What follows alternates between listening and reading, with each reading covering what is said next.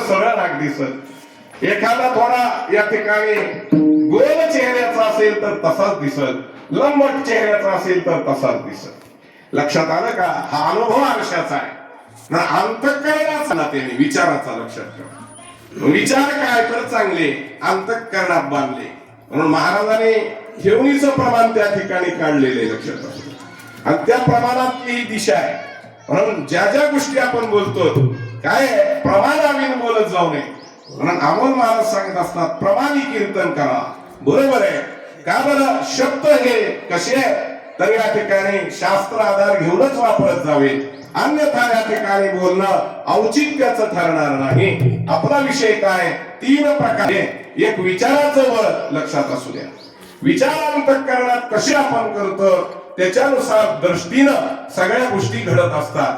म्हणून मनी वशे ते स्वप्नी दिशी. लक्षात ठेवा, दिवसभर एखाद्या व्यक्तीने विचार केला आणि रात्रीच्या प्रहराला निद्रा लागली, त्यावेळेला विचार केलेली गोष्ट रात्री स्वप्नात आली, आणि स्वप्नात आल्यानंतर त्याचं सुषुप्ती जाणण्याची अवस्था बंद झालेली असते, आणि त्यावेळेला त्याला वाटतं की या ठिकाणी हे खरं नाही.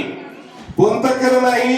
वर्तमानात होऊन गेलेलं. बरं का? लक्षात असू द्या, कधी वाटतंय? स्वप्नामध्ये वाटतंय, आणि प्रत्यक्ष वर्तमानामध्ये जागृत अवस्थेत प्राप्त झाल्यानंतर पश्चाताप वाटतंय.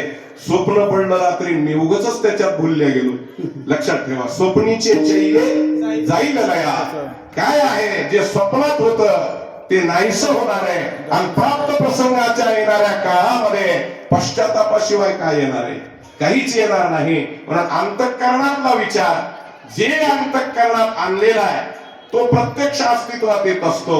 एखादी गोष्टी जर जन्मभर तोंडावाट काढण्यात आली, असं होईल, असंच घडेल, अशाच पद्धतीनं होत राहील, तर त्या गोष्टी प्रत्यक्षात प्राप्त झाल्याशिवाय राहत नाही. म्हणून विचार महत्वाचे आहेत. संतांनी विचार काय केला? जगाच्या पाठीवर काय विचार केला?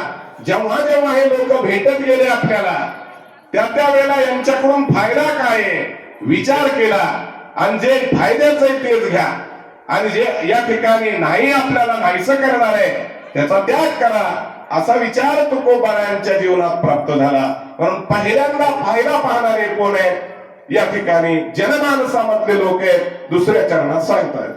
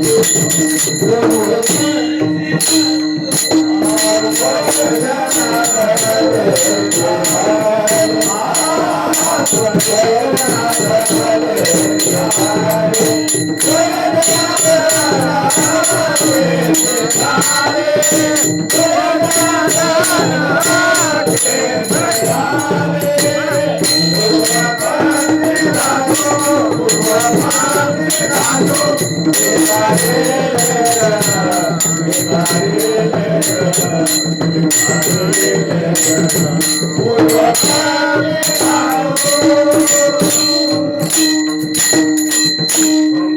पक्षी धातो धिक्कारी जन स्वयं जनार्दन तिची झाली. कारण प्रथम चरणात काय सांगतायत तर देव तिही बळे धरिला सायासी. त्या ठिकाणी सायास केले.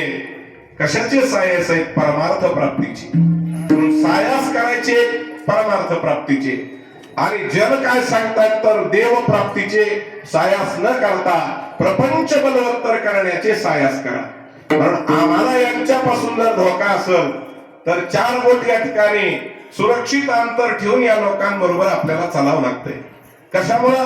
एका विचाराचे आहेत का? या ठिकाणी अनेक विचाराचे जे नाही, अनेक बुद्धीचे तर